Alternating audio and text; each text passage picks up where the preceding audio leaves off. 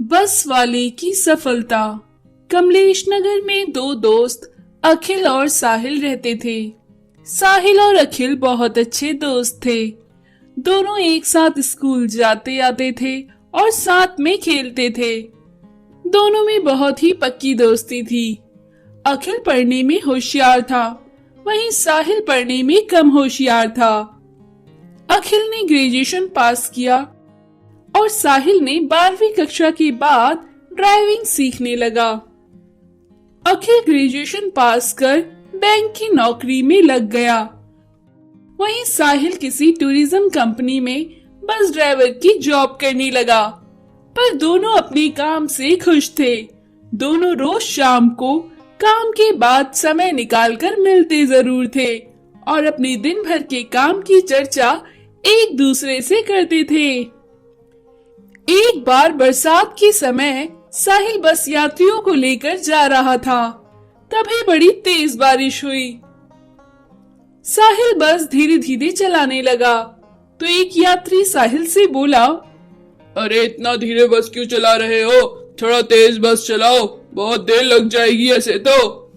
साहिल बोला, बारिश के वक्त एक्सीडेंट का खतरा ज्यादा रहता है, इसलिए दुर्घटना हो सकती है, इसलिए मैं धीरे धीरे चला रहा हूँ। बस यात्री बोले, अरे बाकी बस ड्राइवर को देख, तेरे से आगे लेके चले गए, तू है कि धीरे धीरे चला रहा है। साहिल बोला, बाकियों को अपनी जिंदगी की परवाह नहीं होगी, मुझे तो आपकी और अपनी दोनों की जिंदगी की परवाह है, इसलिए मैं धीरे धीरे ही चलाऊंगा। बारिश के समय बस फिसलने का खतरा रहता है। बस यात्री बोले, हम तेरी शिकायत तेरे मालिक से करेंगे और देख तुझे वो नौकरी से निकाल देगा, इस तरीके से धीरे धीरे बस चलाता है। बस यात्रियों ने उसकी शिकायत उसके मालिक से कर दी। साहिल का मालिक साहिल से बोला, तुम्हारी बहुत शिकायत आ रही है, तुम यात्रियों से बदतमीजी से बोलते हो और बस बहुत धीरे धीरे चलाते हो। साहिल बोला, साहब आप भी ऐसी बातें करते हो, आप तो जानते हो ना, बरसात के मौसम में अगर बस तेज चलाई तो दुर्घटना का खतरा रहता है। मालिक बोला, पर बस यात्री कह तो रहे थे कि तेज चलाओ तो चला लेते, यात्रियों को खुश करना ज्यादा इम्पोर्टेंट होता है। साहिल बोला, नहीं मालिक, वो क्या जानते हैं बस ड्राइविंग के बारे में, उन्हें क्या पता बारिश के मौसम में बस फिसलने का डर रहता है अगर तेज चलाओ तो। मालिक बोला, तुम अगर बस तेज नहीं चला सकते तो कल से नौकरी पर मत आना। साहिल बोला, साहब मैं रिस्क नहीं ले सकता। मालिक ने साहिल को नौकरी से निकाल दिया। दोनों दोस्त जब शाम को मिले तो अखिल ने साहिल को सारी बात बताई और जॉब छूटने का कारण भी बताया। अखिल बोला, अरे मेरे प्यारे मित्र, तुमने ठीक किया, दुर्घटना से देर भली है, उन्हें कभी न कभी पता चलेगा, तुम चिंता मत करो, मैं तुम्हें बैंक से लोन दिलवाने में मदद करूंगा और जल्द ही तुम अपनी एक बस खरीदकर अपना काम शुरू करो। जल्द ही अखिल की मदद से साहिल को बैंक में लोन मिला और उसने बस खरीदी। साहिल अपनी बस चलाता था, उसे अच्छा मुनाफा हो जाता था। एक बार बरसात के समय साहिल आराम से बस चलाता जा रहा था, तभी यात्री उसे बोले, अरे भाई तेजी से बस चलाओ, इतना धीरे धीरे क्यों चला रहे हो? साहिल बोला, हमें बारिश में आराम से वाहन चलानी चाहिए, कृपया मुझे तेज वाहन चलाने के लिए ना बोले, बारिश के समय टायर फिसलने और ब्रेक फेल होने का खतरा रहता है। तभी उसने देखा उसके पहले मालिक की गाड़ी बहुत तेजी से वहां से गई। यात्री बोले, देखो देखो वो भी तो तेज चला रहा है, उसे तो कोई चिंता नहीं है। साहिल बोला, देखो मैं इस तरह गाड़ी नहीं चला सकता, अगर आपको इत्मीनान नहीं है तो दूसरी गाड़ी में जाकर बैठे, लेकिन मुझे डिस्टर्ब ना करे, एक्सीडेंट होने का डर रहता है। यात्री चुपचाप बैठ गए, पर कुछ दूर जाने पर जो गाड़ी तेजी से गई थी वो पलटी हुई दिखी, उनका एक्सीडेंट हो गया था। साहिल ने अपनी बस को किनारे पर लगाया और पुलिस और एम्बुलेंस को कॉल किया और जो यात्री घायल हुए थे उन्हें अपनी बस में बैठाकर वहां से चला गया। उसके बाद टूरिज्म के मालिक पर केस हुआ तो उसे साहिल की बात याद आई और उसने साहिल से जाकर माफी मांगी और आगे से ट्रैफिक नियम का ध्यान रखने का वादा किया। और उस दिन यात्रीगण भी समझ गए कि दुर्घटना से देर भली है, बारिश के समय तेज गाड़ी नहीं चलानी चाहिए। अब साहिल का कारोबार बहुत अच्छा चल रहा था। उसने अपनी टूरिज्म कंपनी खोल दी थी और अपनी दोस्त अखिल को साथ में पार्टनर भी रखा था। दोनों दोस्त बहुत खुश थे। तो दोस्तों, हमें ट्रैफिक नियमों का पालन हर हाल में करना चाहिए। विशाल सिलाई मशीन ट्रैक्टर। उदयपुर नामक नगर में देवी नाम की एक औरत सिलाई करती थी। देवी का एक बेटा बबलू था।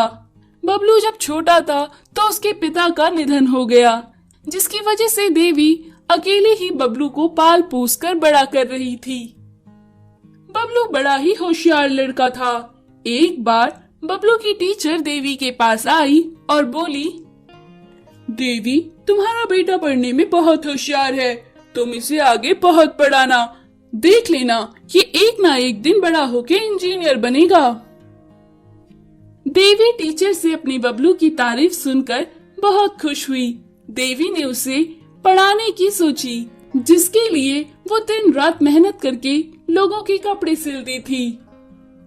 अब उसका बेटा बबलू बड़ा हो गया था। एक दिन देवी अपने बेटे से बोली, बबलू, अब तुम बड़े हो गए हो, मुझे अपनी सिलाई के काम का प्रचार ज्यादा से ज्यादा करना होगा ताकि हमारा काम बढ़े, वरना मैं तुम्हें आगे नहीं पढ़ा पाऊंगी। इसलिए मैं कल कालू महाजन से कुछ पैसे उधार ले आऊंगी। बबलू बोला, माँ, कालू महाजन तो बड़ा दुष्ट आदमी है, वो हमें उधार नहीं देगा। देवी बोली, ऐसा नहीं है बेटा, मैं कोशिश करूंगी, क्या पता उसे दया आ जाए।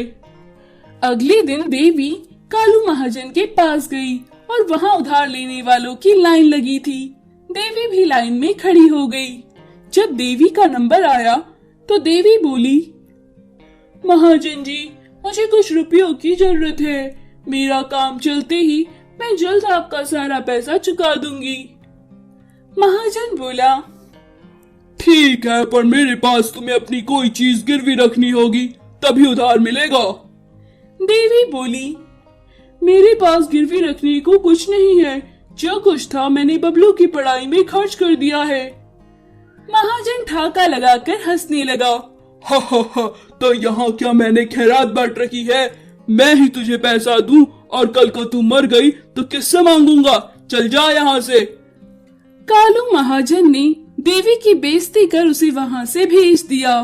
घर पहुंचकर देवी परेशान बैठी थी। तभी बबलू बोला, माँ, उस महाजन ने पैसे नहीं दिए ना? देवी बोली, हाँ बेटा, कोई हमारी मदद क्यों करेगा। फिर बबलू सारी रात सोच में डूबा रहा और सोचा, मैं होशियार हूँ, सब कहते हैं, पर मैं अपनी माँ की सिलाई के प्रचार के लिए कुछ भी नहीं कर सकता, तो क्या फायदा। बबलू को तभी एक आइडिया आया। उसने अपने पापा का पुराना ट्रैक्टर देखा और सोचा, क्यों ना इस ट्रैक्टर को मैं एक बड़ी सिलाई मशीन में बदल दूं।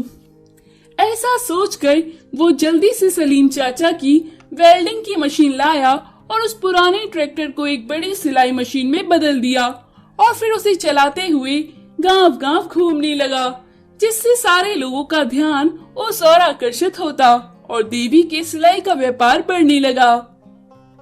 एक दिन एक ट्रैक्टर मेकिंग कंपनी के ओनर ने उसे देखा और देवी के पास जाकर बोला, तुम्हारे बेटे के प्रचार के आइडिया से मैं काफी खुश हूँ। मैं एक ट्रैक्टर कंपनी का ओनर हूँ, मुझे बबलू जैसा ही इनोवेटिव इंजीनियर चाहिए। मैं इसे अपने वहाँ काम पर रखता हूँ। इसकी आगे की पढ़ाई और तुम्हारा रहना खाना सब कंपनी की तरफ से होगा। मैं इसे 50,000 सैलरी भी दूंगा। देवी को बड़ी खुशी हुई। फिर देवी और उसका बेटा खुशी खुशी रहने लगे। बबलू ने जल्द ही बड़ी तरक्की कर ली और अपने लिए घर गाड़ी खरीद लिया। तो दोस्तों, मेहनत और होशियारी से सब कुछ हम पा सकते हैं।